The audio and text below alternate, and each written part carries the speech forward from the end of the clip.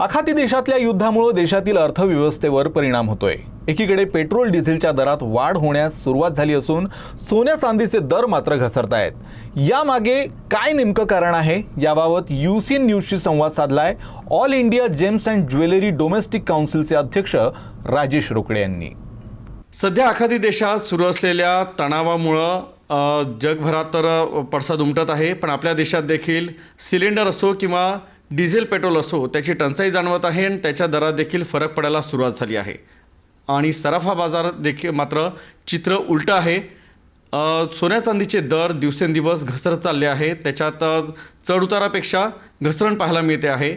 याच्यामागे नेमकं कारण काय हे जाणून घेऊया all India gems and jewellery domestic काउन्सिलचे राष्ट्रीय अध्यक्ष राजेश रोकडे यांच्याकडून।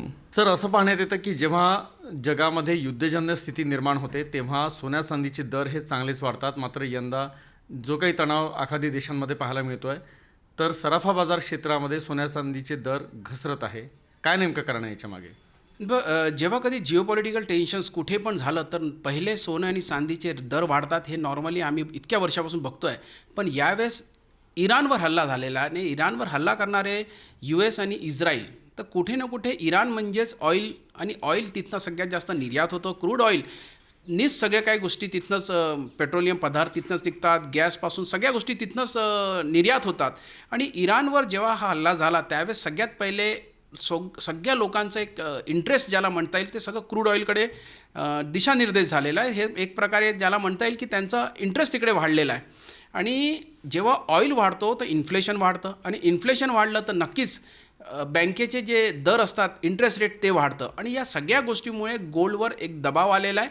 आणि लोकांना असं वाटतं आहे की जे लोक इन्व्हेस्टर्स आहेत त्यांना एक सेफ हेवन जे आतापर्यंत गोल्ड दिसायचं ते त्यांना डॉलरमध्ये दिसायला लागलेलं आहे, ते त्यांना ऑइलमध्ये दिसायला लागले आहे। त्याच्यामुळे डॉलर आणि ऑइल या दोनकडे त्यांचं लक्ष चेंज झालेलं आहे आणि आता हेवन म्हणून ऑइल आणि डॉलरला ते बघतात। तर पहिलं कारण हे आहे। दुसरं कारण असं आहे की भरपूर खाडी देशात भरपूर ठिकाणी असं झालेलं आहे की ते लोक तिथल्या ज्या सेंट्रल बँक्स होत्या ते गोल्ड बाईंग करायचे, तर त्यांनी ते गोल्ड बाईंग थांबवलेलं आहे। अर्थात काही कंट्रीजनी तर आर्म्स अँड ॲम्युनिशन खरेदी करायचं आहे म्हणून त्यांनी गोल्ड विकलेलं आहे। तर डिमांड आणि सप्लायचं जे इक्वेशन आहे ते चेंज झालेलं आहे। डिमांड कमी सप्लाय जास्त, ह्या परिस्थितीमुळे गोल्डवर एक इम्पॅक्ट आलेला आहे आणि गोल्ड दिवसांदिवस थोडं जेव्हापासून मागील 20 ते 21 दिवसापासून खाडी जे युद्ध सुरू आहे तेव्हापासून हळूहळू रेट खाली येत आहे। आणि federal reserve bank of America जी आहे त्यांनी मागील 2 रेट कट म्हणजे इंटरेस्ट रेट कट केलेले नाही आहे आणि येणाऱ्या एका वर्षात ते एक इंटरेस्ट रेट कट करणार आहे अशी अपेक्षा होती, परंतु ती आता खाडी युद्धामुळे शक्य वाटत नाही आहे। येणाऱ्या दिवसात इंटरेस्ट रेट वाढू शकतं आणि जेव्हा इंटरेस्ट रेट वाढतं त्यावेळेस एक दबाव पूर्ण गोल्डवर येतं आणि ते एक कारण पण एक गोल्डला खाली आणण्यासाठी एक सपोर्ट करत आहे।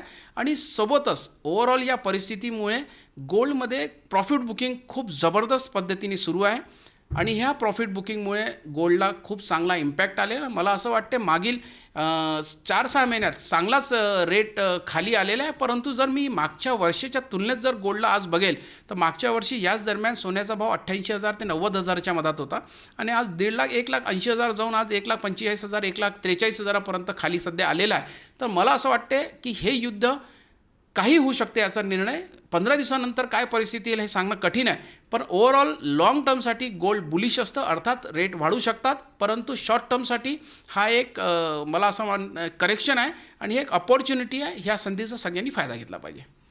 तर आपल्यासोबत होते राजेश रोकडे सर।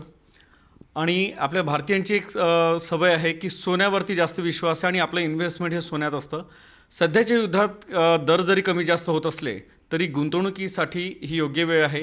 भारतीय बाजारपेठेला आणि सराफा बाजाराला काही धोका नाही असंही मत त्यांनी व्यक्त केलं। कॅमेरा पर्सन अतुल गवईसह राहुल जोशी, यूसीएन न्यूज, नागपूर।